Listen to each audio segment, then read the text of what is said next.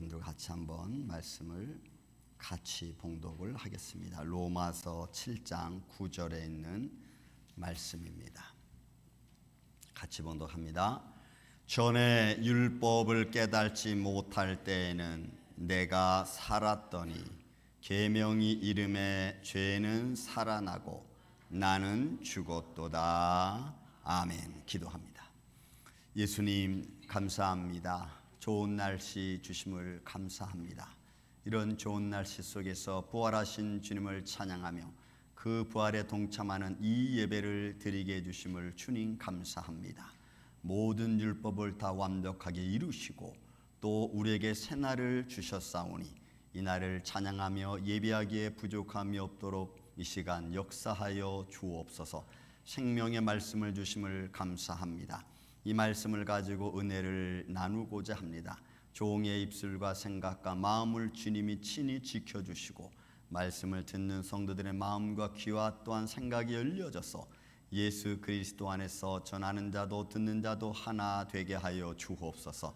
말씀 중에 성령님이 역사하여 주셔서 우리 육신의 생각과 영의 생각과 또한 육신의 질병과 문제와 영적인 질병과 문제들이 예수 그리스도 이름으로 해결되어져 나가고 말씀으로 정결되는 시간 되게 하여 주옵소서. 주님만이 홀로 영광 받으시옵기를 원하옵고 사랑이 많으신 예수님의 이름으로 기도하옵나이다.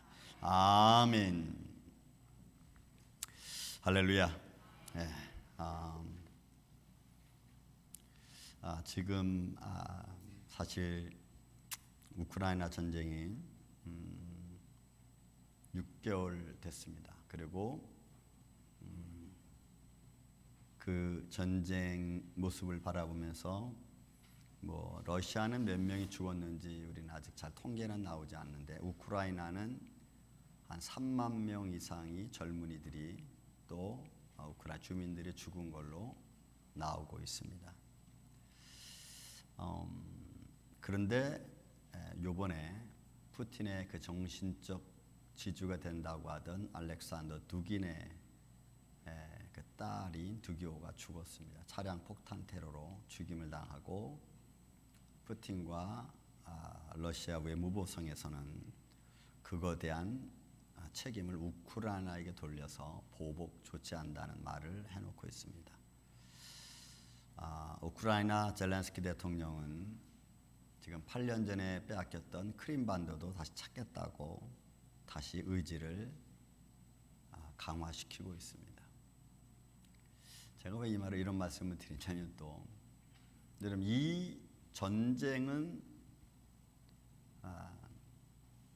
어떤 삶의 죽음과 삶이라고 하는 것을 뛰어넘어서 모든 사람들에게 공포를 주고 그 다음에 어떻게 보면 삶과 죽음이라는 것도 무의미하게 만들어버리는 인간의 욕망이 지배하는 그런 모습의 한 패턴이죠.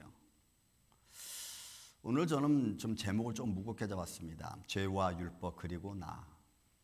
이런 말들은 우리가 너무나 많이 들었는데 문제는 내 안에서 정리가 되지 않는 겁니다. 너무나 똑같은 이야기를 해도 그 말의 의미가 어디까지인지를 우리는 잘 구분이 안 되고 계속해서 우리는 어떤 결과적인 삶의 결과적인 죄의 결과적인 것만 이야기하다 보니까 이렇게 나빴구나, 이렇게 참 무서웠구나, 이렇게 정말 폭행적이었구나 이런 의도만 하고 이건 나쁘지 이렇게만 끝난다는 거예요. 우리는 조금 이 시간 저는 여러분들과 함께 좀 본질적인 것을 좀 보길 원합니다. 왜냐하면 이런 사회적인 현상은 육신이 원하는 생활, 그 육신이 원하는 생각들에 대한 결과물로 나오는 결과들입니다. 그게 전쟁이 됐든 아니 폭동이 됐든 미움이 됐든 질투가 됐든 결국은 내 삶의 결과물이라는 거죠. 그 결과물만 가지고 우리가 얘기할 게 아니고 그렇게 되어지는 과정이 왜 되어졌는지에 대한 분명한 성경적 표현의 이슈를 우리가 좀 알고 그리고 이 시대를 과연 우리가 어떻게 또 어떤 마음을 가지고 살아가야 되는지를 좀 시간 보기를 원합니다. 그래서 이 죄와 율법 그리고 나라고 하는 이 말씀 속에 과연 성경은 어떤 표현으로 이런 것들을 정리하고 있는가? 그리고 우리는 그 말씀들을 우리 마음속에 어떻게 새겨서 앞으로 대처해 나갈 것인가를 이 시대에 우리가 조금씩 내 마음으로 준비해 놓지 않으면 우리는 매일 똑같은 패턴을 가지고 살아가게 될 겁니다. 얼마 전에 재작년인가요? 우리 목사님하고 스파르타로 좀 갈 일이 있어서 갔습니다.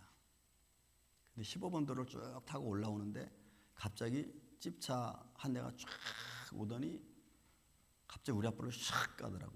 거기 가더니 갑자기 브레이크를 꽉 밟는 거예요. 그게 깜짝 놀라가지고 급브레이크를 밟았습니다. 그러니까 또 저기 손 목사님도 막 이래가지고 아이고. 그래도 갔어요. 그다음에 또 쭉 가더라고. 그래서 또 천천히 갔어요. 그래서 내가 또 천천히 가길로 이제 차선을 바꿔서 또 이쪽으로 갔습니다. 그랬더니 앞에 있는 차가 또 차선을 또 내 앞으로 와가지고 또 브레이크를 잡는. 화가 나잖아. 아이씨 하면서 나도 그냥 슉 가고 옆을 봤어. 그랬더니 젊은 두 애들이, 미국 애들이 낄낄대고 웃으면서 우리 차를 앞에서 막 섰다 갔다 옆으로 맞다 막. 저거 빨리 전화를 해서 911로 전화를 해서 어떤 제재를 가하든지. 근데 운전하다 뭘 할 수가 있어야지. 화는 화대로 나고. 이게 몇 번을 그러더라고. 그러다가 막 웃으면서 자기들 재밌다고 웃으면서 그냥 가버리더라고. 제가 오면서 화를 참았습니다. 저러다가 진짜 사고가 나면 그 누가 책임질 거예요? 그 최고의 가부를 무엇으로 물을 수 있습니까? 그죠? 근데 그런 거잖아요. 걔들은 생각 안 하고 그냥 기기대고 웃고 재밌고 동양인 하나 놀린 것쯤으로 생각하고 가버리는 모습을 제가 봤어요. 삶의 작은 결과물들입니다. 자기의 재미를 위해서 상대방을 무시하고 자기의 재미를 위해서 상대방이 어떻게 되든 상관없는 그런 모습들을 우리 주위에서는 너무나 많이 보고 있어요. 그런 과정은, 그런 어떤 모습은 결과물들입니다. 인간의 악함의 결과물들입니다. 자기 교만의 결과물들입니다. 이 결과물들이 나오게 된 과정이 바로 우리가 잘 아는 죄라고 하는 거죠. 그래서 첫 번째가 이 죄라고 하는 것은 과연 성경은 어떻게 정의를 하고 있는가? 그리고 어떻게 우리는 이 말씀을 우리가 말씀으로 받고 우리는 어떤 생각을 가지고 우리 삶을 정리해가면서 우리가 믿음 생활을 할 것인가를 좀 봐야 돼요. 바울도 지금 로마서 교인들에게 이 죄에 대한 이야기를 하고 있습니다. 성경은 먼저 아주 심플하게 이야기를 합니다. 죄라고 하는 것은 하나님의 뜻에 반대하는 겁니다. 하나님의 뜻을 반대하고 하나님의 말씀과 하나님의 존재를 알지만 무시하는 겁니다. 인정하지 않는 겁니다. 그게 제일 먼저 나오는 죄의 모습이에요. 죄는 하나님이 있다고 알면서도 인정하지 않는 겁니다. 사단이 그렇게 했거든. 그리고 하나님의 진리와 하나님의 의를 거부하는 겁니다. 바꾸는 겁니다. 거짓말로 바꾸어 놓는 게 그게 사단의 전략, 전술이고 그들의 모습입니다. 성경은 우리에게 얘기합니다. 로마서 14장 23절에 보면은 믿음으로 하지 아니하는 것은 다 죄라 그랬어요. 믿음으로 하지 않는 것, 여러분, 믿음으로 하지 않는다는 것은 창조자이신 하나님을 믿지 않는 것부터 시작하는 거예요. 창조주 하나님을 믿지 않으면 더 이상 나를 주관하고 내 삶을 의롭게 인도하는 것에 대한 기준이 없어지는 겁니다. 기준이 하나님인데 그 기준이 나한테 없어지다 보니까 내가 기준이 되는 거예요. 그래서 믿음으로 하지 않는 것은 다 죄라고 하는 말은 절대자이신 나의 창조자이신 하나님을 내가 믿지 않은 가운데 내 뜻과 내 방법대로 하는 것을 말하는 거예요. 근데 그것을 성경 뭐라 그래요? 다 죄다라고 이야기하는 거예요. 그럼 여러분, 우리의 인생에서 우리 믿음의 사람들 중에서 하나님의 살아계신 하나님, 죽음에서 부활하신 주 예수 그리스도를 내가 믿느냐라고 하는 그 질문 앞에 내가 믿음의 고백을 합니다. 그 믿음의 고백의 정도에 따라서, 믿음의 고백의 정도에 따라서, 퍼센트에 따라서 우리의 삶은, 생각은 많이 달라질 겁니다. 또 예수님이 스스로도 이렇게 말씀하셨어요. 요한복음 14장 16장 9절에 죄에 대해서는 그들이 나를 믿지 아니함이라고 했어요. 믿지 않는. 그러니까 전제가, 여러분, 죄의 전제는 믿지 않는 거예요. 죄의 전제는 믿지 않는 겁니다. 인정하지 않는 겁니다. 하나님의 뜻을 따라가지 않는 거예요. 그거를 받아들이지 않는 게 전제가 되는 겁니다. 그래서 죄의 시작은 하나님의 뜻을 받아들이지 않는 거예요. 왜 그렇습니까? 그 원인은 성경에서 너무 많이 나오지만 몇 군데. 여러분, 요한복음 8장 44절에 나옵니다. 여러분, 사단과 마귀, 이 죄의 모습은 처음부터 살인한 자라 그랬어요. 여러분, 놀라운 것은 이 살인이라는 말이 사람을 꼭 죽여야만 살인이 아니에요. 내 욕망을 취하기 위해서 무언가 내 삶 속에서 거치장스러운 것들을 없애려고 하는 생각 속에 이미 살인이 들어가 있어요. 이게 얼마나 무서운지 몰라요. 내 삶 속에 좀 거치장거리고 내 삶 속에 나를 불편하게 하고 나의 삶을 가로막는 것을 없애려고 하는 마음, 그 속에 이미 살인이 들어가 있는 거예요. 그리고 내가 가고 싶은 길을 가지 못하게 하는, 어떻게 보면 하나님의 절대적인 진리 앞에 무릎 꿇어야 되는데 그것이 내 삶에 방해가 되면 내가 없애버려야 돼요. 그래서 우리는 하나님도 때로는 내 삶에 없어져야 되는 거예요. 여러분, 이게 살인의 시작입니다. 그게 사람이면 그 사람은 내 앞에서 없어져야 되는 거예요. 그래야 내가 편안히 갈 수 있다는 거예요. 그러니 이런 이 마음의 시작이 얼마나 무섭냐 이 말이에요. 내가 욕망을 취하기 위해서는 내가 욕망을 취하려고 하는데 방해가 되는 것들은 제거해야 됩니다. 그게 여러분 살인의 시작인 거예요. 그래서 진리를 바꾸는 거예요. 진리를 거짓말로 바꿔버리는 거예요. 이런 것들이 우리의 삶을 악하게 만듭니다. 우리의 생각을 악하게 만듭니다. 이런 사단이 나쁩니다. 보이지 않지만 아무튼 나쁩니다. 근데 그 사단이 처음에 와서 에덴 동산에서 아담에게 한 말이 뭐예요? 내가 악하다. 이렇게 말한 적 없어요. 그냥 묻는 거예요. 하나님이 저 선악과 먹지 말라 했는데 먹으면 죽는다고 했는데 그거 먹으면 죽겠느냐? 의도가 그런 거죠. 하나님 뭐라고 말하셨느냐? 먹는 날에 정말 죽는다고 그랬다. 아니야. 먹어도 안 죽어. 오히려 먹으면 하나님같이 돼 네가. 아주 심플하고 너무나 이해하기 쉽게. 여러분, 그래서 진리를, 하나님의 절대 진리를 바꾸어 놓는 거예요. 그거를 나는 못해. 나는 그렇게 할 수 없어 라고 하면 영원히 못하는 거예요. 이런 것들과의 싸움이죠. 우리의 삶은 이런 것들과의 싸움이에요. 때로는 진리와의 싸움이기도 하고, 때로는 헌신하고의 싸움이기도 하고, 이해하는 것과의 싸움이기도 합니다. 우리의 삶은. 그리고 그런 작은 부분들은 우리의 삶에 평화를 깨뜨리고 질서를 무너뜨립니다. 금방 제가 초대 말씀드렸듯이 서 목사님 저하고 차 타고 이렇게 쭉 가고 있는데 그 편하게 가면서 이런저런 얘기 나누는 순간 그 사람들이 와서 앞에 차를 갑자기 브레이크를 밟고 또 막 히칭하이킹 하는 것처럼 막 손을 막 들고 막 이런 것들이 둘이 나누던 평화가 다 깨져버렸어요. 그리고 막 화가 일어나고 막 마음이 불편해지고. 그래서 육신의 생각은 하나님을 따라갈 수 없어요. 육신의 생각은 하나님의 법을 따라갈 수가 없어요. 성경은 이렇게 얘기합니다. 로마서 8장 이야기. 육신의 생각은 하나님과 원수되는 거예요. 육신의 생각은 사망이고 영의 생각은 생명과 평안이라고 그랬어요.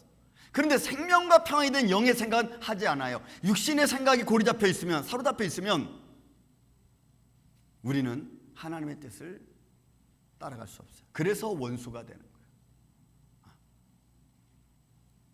그 원수는 여러분 매일 원수가 되는 것도 있고 순간순간 하나님의 법 따라갈 수 없어요. 만약에 금방 제가 말씀드렸잖아요. 만약 그 사람들한테 그렇게 해서 나도 똑같이 막 그렇게 하다가 사고가 났다. 아니면 그 사고 때문에 뭐 예를 들어 누가 목숨을 잃었다. 아니면 중상을 입었다 하면 여러분 조금 참으면 될 문제야. 그러면 그냥 지나가도 되는 건데 그게 화가 나가지고 네가 그래? 오케이. 그러면서 나도 샥 가가지고 막 브레이크 잡고 막 서로 야유하고 막 이러다 문제가 터지면 그때는 돌이킬 수 없는 상황이 벌어지는 거예요. 환경은 나를 그렇게 만들어 가려고 하죠. 환경은. 그러니까 하나님의 의가 내 안에서 나를 그런 마음들을 컴다운하게 하지 않고 절제할 수 있는 마음의 의지를 주지 못하면 우리도 네가 나한테 하면서 우리도 똑같이 그렇게 행한다는 거예요. 그래서 하나님을 기쁘시게 할 수 없어요. 하나님이 기쁘시게 할 수 있는 방법이 없는 거예요. 결국은 그 길은 그런 육신의 생각은 여러분 사망에 이를 수밖에 없습니다. 그 사망 로마서 7장 5절에 있는 말씀 보면 죄의 정욕이 우리의 지체 중에서 역사하여 죄의 정욕이 우리 지체 중에서 역사하여 우리로 사망을 위하여 열매를 맺게 하는. 여러분 이 열매는 사실 좋은 건데 열매라는 것은 좋은 건데 사망을 위한 열매는 우리의 죄책감이죠. 죄의 결과죠. 죄의 결과. 하나님의 뜻과 하나님의 말씀을 무조건 그들은 무시하고 안 듣는 거예요. 이게 죄의 모습이고 실상입니다. 이런 영향은, 이런 죄의 영향은 우리의 삶 속에 너무너무 깊이 들어와 있고 이것을 가르쳐 주는 게 여러분 율법. 죄의 영이 우리 안에 너무너무 깊이 들어와 있어요. 그래서 우리의 마음을 혼란스럽게 합니다. 순간순간 내 안에서 일어나는 질투와 분노는 내 삶을 혼란스럽게 만듭니다. 이런 우리의 삶이 혼란스러워지면 그러면 우리의 삶은 죄의 영향 아래 우리가 살아갑니다. 로마서 7장 23절의 말씀 보면은 너희 지체 속에 한 다른 법이 있다 그랬어요.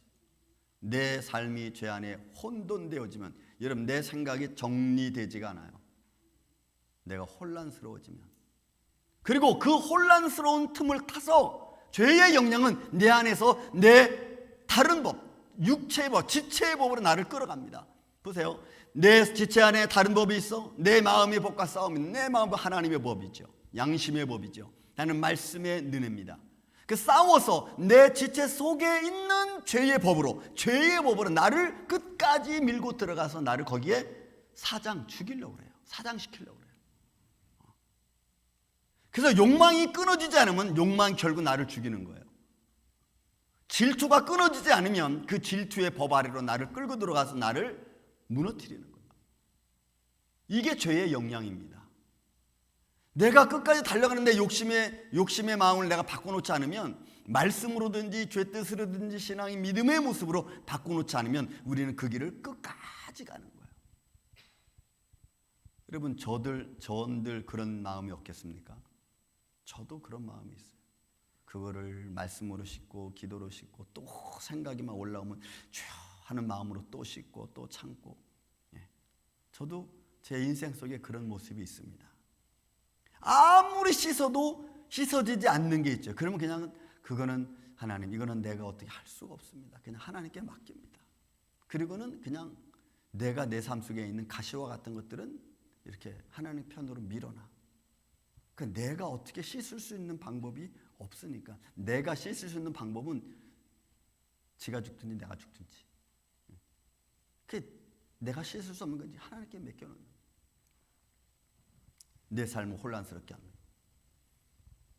그런 죄의 마음에서 역사해서 내 마음을 다스리니까 결국 내 육체는 어떻게 되느냐? 내 영혼 속에서 죄가 역사하기 시작하고 내 생각 속에서 역사하기 시작하다 보면 그러면 나는 어떻게 되느냐? 나는 내 육체는 이런 로마서 6장에 그런 표현을 성경을 쓰고 있어요. 바울이 죄가 내 마음속에 역사해서 내 마음을 혼란스럽게 하고 내 생각을 혼란스럽게 하면 내 몸을 다스립니다. 여러분, 내 몸을 다스려요. 죄가 내 몸을 다스리는 거예요. 욕망이 내 몸을 다스리고 분노가 내 몸을 다스리는 거예요. 여러분, 분노가 어떻게 내 몸을 다스립니까? 여러분, 그게 표현되어죠. 분노가 내 몸을 다스리면 폭행으로 나오고, 생각이, 미움이 내 마음을 다스리고 내 몸을 다스리면 그것이 때로는 욕설로 나오기도 하고 표정이 달라지기도 하고, 이게 죄가 내 몸을 다스리는 거예요. 그래서 성경 뭐라 그러냐? 죄가 너희 몸을 지배하지 못하게 하라라고. 여러분, 이거 명령이야. 하라고 말하는 거예요. 세 번째도 죄가 너를 주장하지 못하게 하라. 그런 영향이, 그런 죄의 영향이 너의 삶을 주관하지 못하도록 너의 삶을 믿음으로 굳게 잡으라는 거예요. 저는 우리 임마누엘 아침 여러분들이 이런 믿음의 서기를 예수님의 이름으로 축원을 드립니다.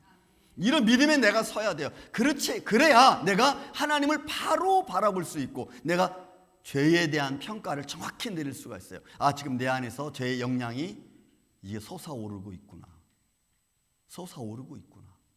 그러니 이 내 안에 솟아오르고 있는 이 죄의 영향을 내가 컴다운 시켜. 힘들지만 내가 컴다운 시켜야 돼요. 왜? 그걸 컴다운 시켜야 그 다음에 이루어질 것은 더 큰 사건이 벌어질 게 뻔하거든요.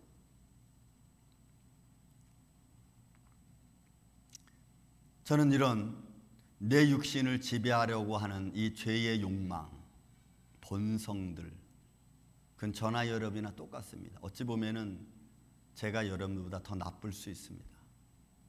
여러분들이 가지고 있는 마음 욕심보다 내 욕심이 더 클 수 있습니다. 다만 여러분들 눈에 그런 게 안 보일 뿐이겠죠. 이렇게 목사님 무슨 욕심이 있겠어. 제가 더 욕심이 많을 수 있어요. 더 나쁜 생각에 많이 가질 수 있어요. 그건 안 보일 뿐이에요. 그래서 하나님 앞에 하나님 씻어주시고 용서해주시고 도와주시고, 내가 할 수 있는 기도는 그거밖에 없어요. 하나님 도와주세요.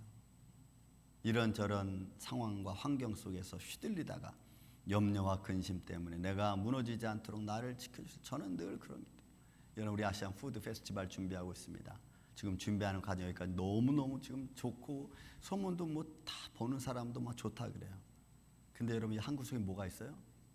염려와 걱정과 두려움도 이쪽에 있고, 이쪽에는 또 그래, 하나님 잘 인도해 주실 거야 하는 감사와 기쁨도 있고, 이게 지금 어떨 적에는 이게 커지기도 하고 염려와 근심이 커져서 막 걱정이 되기도 하고, 어떨 때는 기쁨의 감사가 아니지, 하나님이 해줄 거야, 이게 또 커져가지고 이걸 또 누르면 쪼그라들어가지고 또 염려가 없어진 것 같기도 하고. 우리 내일 일을 알지 못하니까 그냥 믿음으로 가는 거예요. 내가 열심히 하는 데까지 우리가 하고, 모든 성도가 십시일반해서 막 달려가니까, 그러면 하나님이 어떻게 그 역사하심을 도와주지 않으면 할 수 없잖아요. 그러니까 그 믿음으로 그냥 가는 거예요. 우리 안에는 늘 그런 마음이 나를 힘들게 하죠. 갈등하게 만듭니다. 거기서 내가 이기느냐 지느냐. 때로는 이 교만, 이 죄가 우리 안에서 나를 교만하게 만들기도 합니다. 자만하게 만들기도 합니다. 그래서 사람을 무시하게 만들고. 여러분 보십시오. 지금 금방 제가 우크라이나 얘기했고 러시아 얘기했지만, 러시아 푸틴이 자기의 정신적인 주주인 알렉산더 두긴이 딸이 죽고 나니까 보복하겠다는 거예요. 이런 우크라이나 젊은이들만 3만 명이 죽었어, 시민들하고 합쳐서. 그러면 러시아 군인들은 얼마나 죽었겠어. 그건 생각 안 하고 자기의 정신적 지주인 그 딸이 그 포탄 테러로 차량 사고 죽었다고 거기에 대한 보복을 하겠다고? 그러니까 여러분, 사람이 얼마나 악하냐면 자기 가족은 중요하고 내 건 중요한데 남은 별거 아니라는 거지. 자기 이웃이 죽어서 자기네 이웃의 아들, 딸들이 죽어나간 건 뭘로 책임질 거야. 거기다 이런 말 한마디도 하지 않고. 이게 죄의 욕망이라고. 그 욕망에 사로잡히면 내 육신이, 내 생각이 온통 글로 가는 거야. 또 이 러시아 외무부 장관, 그래서 자기는 승리밖에 없다는 거야. 이겨야 된다는 거야. 이게 죄의 모습. 그래서 하나님을 인정하지 않는 자들은, 하나님이 없다고 생각하는 자들은 이미 모든 걸 다 자기 뜻대로 하는 거예요. 모든 걸 다. 이게 여러분 시편 시편에 그대로 나와. 악인은 하나님이 없다 해서, 그럼 없다고 인정을 해. 딱 전제를 딱 그렇게 걸어. 그리고는 자기가 원하는 대로 다 하는 거예요. 그럼 두 번째, 율법은 뭐냐? 성경은 율법은 뭐라 하느냐? 율법은 아주 심플해. 율법도 그것이 죄가 무엇인가를 가르쳐 주는 거예요. 이게 본문의 말씀. 여러분 본문의 말씀 보십시오. 전에 율법을 깨닫지 못할 때에는 내가 살았어요. 내가 행하는 것이 죄인지 아닌지 몰랐거든. 이게 도덕적으로 윤리적으로 죄가 되는지 안 되는지 신경 안 썼어. 왜? 율법이 죄라고 정하기 전이기 때문에. 그래서 여러분 우리가 율법 들어오기 전까지 지었던 죄와 율법 이후의 죄, 여러분 로마서 2장에도 그걸 표현하고 있어요. 모르는 거예요. 이게 잘못된 건지 모르는 거예요. 그러나 율법이 들어온 후에 비로소 이게 죄구나, 이게 잘못됐구나, 하나님은 계시는구나, 하나님이 없는 인생은 여러분 죄일 수밖에, 죽을 수밖에 없구나를 깨닫게 되는 거예요. 그래서 죄가 무엇인지 알게 되고, 또 그 죄 가운데 살고 있는 나도 죄인이라는 것을 철저하게 깨닫게 만들어 준 게 여러분 율법이라는 거예요. 그래서 바울은 이 율법이 하나님의 의, 하나님의 은혜로 보는 거예요. 그러니까 내가 죄인이 아니었는데 율법을 통해서 내가 죄인이 된 거야. 그랬더니 내 죄는 한없이 드러나고, 그런 나는 정말 너무나 창피하고 정말 심판받은 자처럼 아주 작아지는 거예요. 그래서 바울이 그 표현을 쓴 거예요. 계명이 이름에 죄는 살아나고, 죄가 너무나 많아. 나는 죽었어. 나는 드러날 게 없어. 여러분 이 모습이에요. 여러분 세상을 보세요. 전부 다 자기 위주로 살아가. 내 중심적으로. 하나님의 율법이 뭘 가르치고 있는지 생각하지 않습니다. 로마서 7장 7절에 있는 말씀도 그래요. 율법으로 말미암지 않고는 내가 죄를 알지 못했어요. 내가 죄를 알지 못했어. 그러나 율법이 탐내지 마라, 그건 죄다라고 하니까 이거 율법이 탐내지 말라 했으니까 이거 탐내면 안 되는구나, 이거 하면은 죄구나 라고 비로소 알았다는 거예요. 그런 것처럼 율법이 우리의 인생에 무엇이 잘못된 것인지, 무엇이 불인지, 무엇이 은지를 가르쳐주는 거예요. 율법의 역할은 거기까지. 그리고 그 의인은, 참 의인은 예수 그리스도라고 딱 연결을 시키는 거예요. 그리고 그 의가, 그 예수 그리스도가 너희가 할 수 없는, 너희가 이룰 수 없는 죄를 이길 수 있도록 해줬다는 거예요. 본문에 있는 말씀 다시 7장 9절 여러분 보십시오. 율법을 깨달을 때에는, 깨닫지 못할 때에는 내가 살았더니 계명이 이르면 나는 죄는 살아나고 내가 죽었어. 아는 것과 모르는 것, 깨닫는 것과 깨닫지 못하는 것, 말씀을 통해서 하나님의 자녀된 그런 모습을 우리에게 보여주는 거죠. 내가 다 의로운 것 같지만 내가 의롭지 않구나, 내가 다 옳다고 해서 이 옳은 게 아니구나. 여러분 저는 참 이 고린도후서 전서 10장에 있는 말씀이 참 좋아하는 게 있습니다. 모든 것이 가하지만 모든 것이 유익한 게 아니고, 모든 것이 가하다고 해서 다 덕을 끼치는 게 아닙니다. 바울은 이 논리를 너무 잘 알았어요. 나에게 옳다고 해서 저 사람이 옳지 않고, 또 나한테 좀 나쁘다고 해서 저 사람에게도 나쁜 게 아니라는 거예요. 그런 믿음의 조율성을 가지고 우리가 서로를 함께하고 코인원을 이루는 것은 예수 그리스도 안에 있는 것밖에 없어.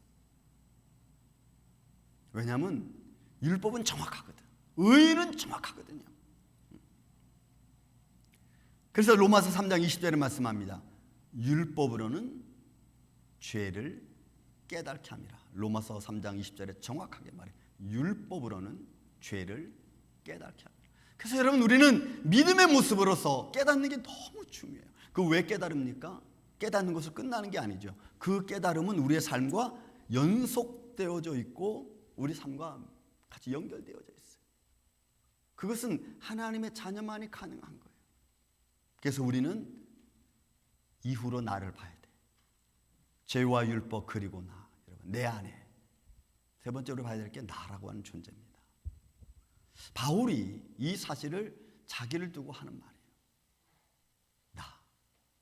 나는 저와 여러분은 저도 내 안에 금방 초대에 말씀드렸듯이 지체의 법이 있습니다. 죄라고 하는 본성이 있고 또 말씀을 통해서 얻은 의의가 있습니다. 내 안에는 이 두 가지가 다 있어요. 이 두 가지가 다 있는데 이 두 가지 중에서 내 삶에서 내가 어떤 모습으로 표현되어지고 보여지느냐, 내 인격이 어떤 모습으로 나타나느냐는 것은 이제 여러분들의 삶에 달려있는 겁니다. 죄의 영향을 많이 받아서 내가 혼란스러워지면 죄의 모습과 죄의 인격이 나타날 것이고, 하나님의 인격이, 하나님의 영광이, 의가 내 안에 더 많이 드러나면, 그러면 나는 인격적인 사람으로 드러나게 될 것입니다. 어디에 지배를 받느냐에 따라 내 모습이 달라질 수 있어요. 때로는 아니면서도 긴 것처럼 하면서 사람을 좀 가면 씌워 놓을 수도 있어요. 그거를 잘 분별해가는. 성경은 율법을 통해서 우리에게 말씀해 줍니다. 야, 이게 죄다 가르쳐 줬습니다. 그래서 우리는 죄를 알았습니다. 이건 하나님의 의다, 의를 알았습니다. 내가 죄도 알고 의도 알았습니다. 그러면 어떤 길로 가야 되는지도 우리는 알아야 됩니다. 여러분 신명기 30장에 보면은 복과 저주, 그죠? 사망과 생명을 너희 앞에 내가 두었다. 너는 살기 위해서 복과 생명을 선택해라 라고까지 모세를 통해서 여호와 하나님 말씀하셨어요. 그럼 우리는 살기 위해서 어디로 가야 되는지, 때로는 힘들고 돌짝밭길 같은 길이라도 그게 생명의 길이라면 그 길을 걸어서 우리가 가야 되죠. 하나님의 영광을 보았고 들었고 깨달았습니다. 때로는 내 삶을 통해 내가 체험했습니다. 그러면 그 길을 우리는 걸어가야 되는 거예요. 여러분 지금은 아스팔트 길이 너무나 많죠. 아스팔트 길을 신발을 신는 것과 신발을 벗고 맨발로 걷는 것과 한번 여러분 비교해 보세요. 맨발로 걸으면 아마 100m도 못 가서 발바닥이 부릅뜨고 찢겨져 나갈 겁니다. 그러나 신발을 신고 걸으면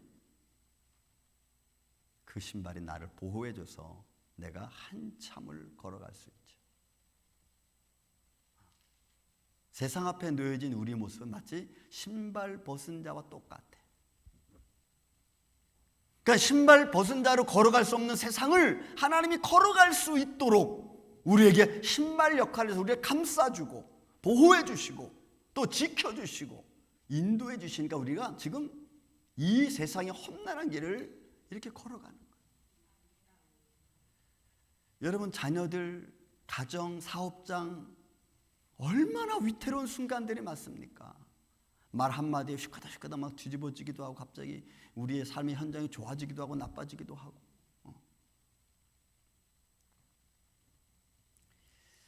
사랑하는 아침의 성도 여러분, 우리는 이런 세상 속에서도 보이지 아니하시는 하나님의 손길이 오늘도 우리를 지키고 계시는 줄로 믿습니다.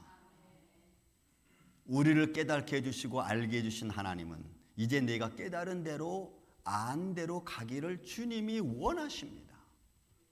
그게 생명의 길이니까. 그리고 축복을 이미 선포하셨습니다. 그 길로 가라고, 좁은 길로 가라고, 힘들지만 가라고, 생명의 길이기 때문에. 죄를 이기는 방법도 가르쳐 주었습니다. 죄를 이기는 방법도 가르쳐 줬습니다. 여러분 요한복음 14장에 12절부터 시작해서 14장 12, 13, 14 쭉 보면은 너희는 이제부터 내 이름으로 구하라. 그러면 내가 원하는 대로 내가 내 이름을 구하면 내가 시행하겠다. 마귀를 대적해라. 여러분 예수님은 가르쳐 줬어요. 어떻게 이길 수 있는지도 우리에게 말씀해 주었어요. 근데 우리가 그거를 못해. 가르쳐 주셨는데도 불구하고 이기는 자에게, 제 말씀의 뜻을 따라가는 자에게 주님이 우리에게 주신 축복의 말씀, 그게 로마서 8장 13절 14절입니다. 너희가 육신대로 살면 반드시 죽을 것이나 하나님의 영으로 인도함을 받고 영으로 너희 육신을 지키면, 여러분 이기면 하나님의 아들, 자녀가 된다. 그래서 이기는 방법을 가르쳐줬어요. 내가 육신대로 살면 죽는데 하나님의 영으로서 내 삶을 이기면, 지키면 너는 하나님의 자녀다라고 딱 인쳐주셨어요. 이제부터는 우리가 하나님의 자녀로 살아가야 되는 줄로 믿습니다. 하나님의 자녀된 삶을 내가 사는 거예요. 이런 죄악과 율법과 모든 온갖 혼동되어진 이 세상 속에서 여러분 하나님의 자녀된 직분의 모습으로 살아가는 건 쉽지 않습니다. 왜? 사람들이 인정해 주지 않으니까. 여러분 마치 이런 것과 같아요. 여러분들 어느 직장 생활에 나가서 일을 합니다. 때로는 의롭게 하고 때로는 정의롭게 하고 근데 때로는 배려하고 그러면서 뭐 주위 사람들 내가 욕을 먹기도 합니다. 에이 저 사람 때문에 뭐가 잘 안 돼. 에이 뭐 지가 얼마나 의롭다고. 그래서 주위 사람들은 별로 인정받지 못할 수 있어요. 그러나 누가 보고 있겠습니까? 주인이 보고 있어. 주인이. 여러분 주인이 보고 있어요. 보스가 그 사람을 딱 보고 있어요. 다른 사람들은 이 사람을 인정해 주지 않을지 몰라도 이런 보스가 딱 보고 있어요. 그래서 어떤 중요한 일이 생기는 그 사람을 딱 거기다가 심습니다. 그래서 그 사람은 사람들한테는 별로 인기가 없는 것 같지만 항상 형통할 수밖에 없어요. 여러분 우리 인생에서 하나님이 나를 보고 있어요. 내가 많은 사람 앞에 인정받지 못하고 많은 사람 앞에 손가락질 받는 것 같고 별로 사람들 앞에 인기 없는 것처럼 보이지만 여러분 하나님이 나를 보고 계셔. 수많은 사람들이 나에게 뭐라고 해도 하나님이 나를 딱 집어서 쓸만한 곳에 딱 세워놓으시는 거예요. 이렇게 딱. 그래서 형통할 수밖에 없어요. 그래서 믿음을 지키는 자가 형통할 수밖에 없는 거예요. 시냇가에 심은 나무가 시절을 쫓아 과실을 맺은 것 같이 그의 하는 손이 다 형통하리로다.